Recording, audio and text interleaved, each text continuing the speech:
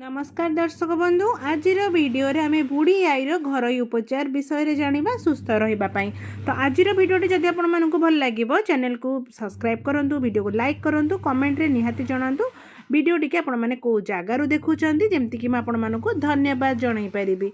तो फ्रेंड्स आउ डेरी करियानी चलंतु देखिनबा आज समस्त टिप्स। 1 नंबर, शीत दिन आसिलाणी त्वचा केश एवं नखर जत्न एही दिन में अधिक नियंतु।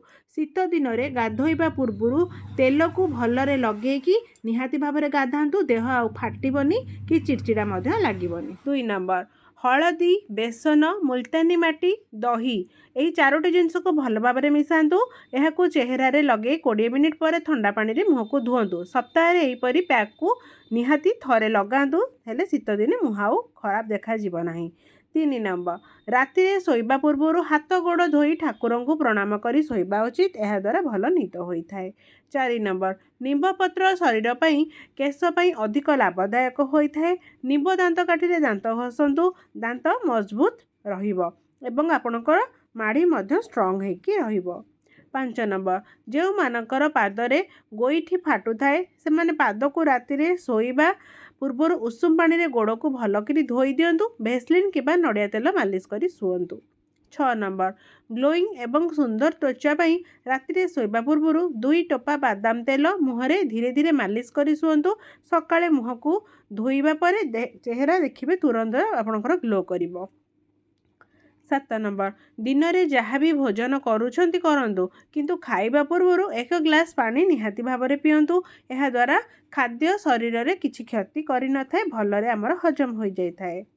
8 नंबर, आंठू गंठी रे सबुबले जंत्रणा अनुभव हेउतिले आपण 2 ରୁ 3टा वालनट खातु, जोड़ा अखरोट बोली कहती। किछि दिन मध्य जंत्रणा दूर हो जाय थाए एवं निंब तेल आंठू रे मालिश कले मध्य जंत्रणा दूर होई थाए एवं हमर हेल्थ मध्य बहुत सुस्थ रही थाए। 9 नंबर, बांती आसुथिले पियाज रस रे लेंबू रस मिसेई पीले बांती हेबा दूर होता है एवं आपन को बहुत रिलैक्सिंग लागिबो, बांती बेसी आउ लागिबो नाही। छोट उपायटे निहाती भाव में करंतु। 10 नंबर, खाद्य रे हेंगुर सेवन जरूर करंतु। एथिरे भरपूर मात्रा रे एंटीऑक्सीडेंट रही थाए एवं हेंगु मध्य आम खाद्य को भलसे हजम करैबा पई, गैस समस्या को दूर करबा पई बहुत भल काम दे थाए। 11 नंबर, सबुबले कफ खास हेउतिले 2 चम्मच अदा रस रे 2 चम्मच महू माने 2टा जाक मात्रा समान रहिबो मिसेई पियंतु। जल्दी एथिरो आपनको आराम मिलिबो, ठंडा मध्य आपणकर कम रहिबो। शीत दिने एहाकु निहाती करंतु। 12 नंबर, सेव रे कला लुण लगे खाइबा द्वारा पुरुणा मुंड बिंधा दूर हो जाय थाए एवं सेव गोटे प्रत्येक दिन खाइले आम शरीर मध्य सुस्थ रही थाए, आमको आउ डॉक्टर पाखक बारंबार जिबाकू पड़े नाही। 13 नंबर, केश को जल्दी जल्दी लंबा करने पाई केश रे पियाज रस को लगातु। यह केश को बढ़ाइबारे एवं बहुत सहायता करिथाए, मजबूत मध्य करिथाए। आज टिप्स गुड़िक जदि भल लगुच लाइक करिया को बिल्कुल भूलंतुनी।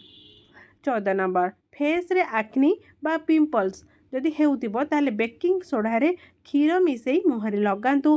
30 मिनिट पर ठंडा पानी रे मुह को धोई दियंतु। एही परि कले एक्नी आ पिंपल समस्या कम होई थाए। 15 नंबर, रोषेई करबा समय रे तरकारी अधिक राग होई गले आपण सेथिरे देसी घी बटर बा क्रीम इत्यादि व्यवहार करी तरकारी को स्वादिष्ट बनई पारिबे।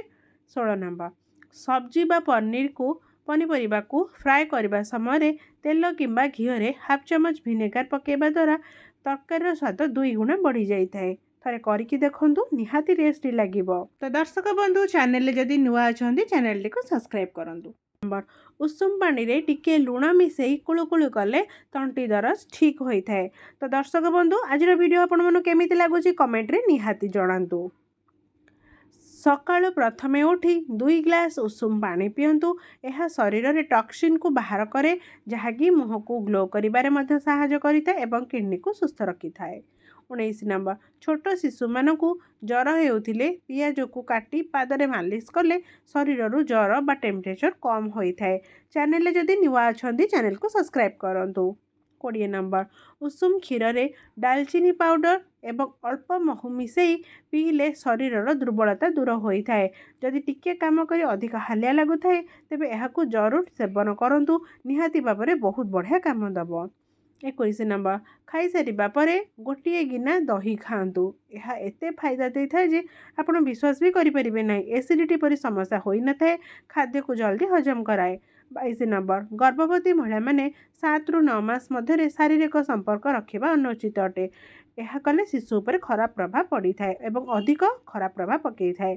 तो आज वीडियो जदि आपण मानकु भल लागी चैनल को निहाती सब्सक्राइब करंतु, वीडियो को लाइक करंतु एवं वीडियो को जगार देखुचंदी निहाती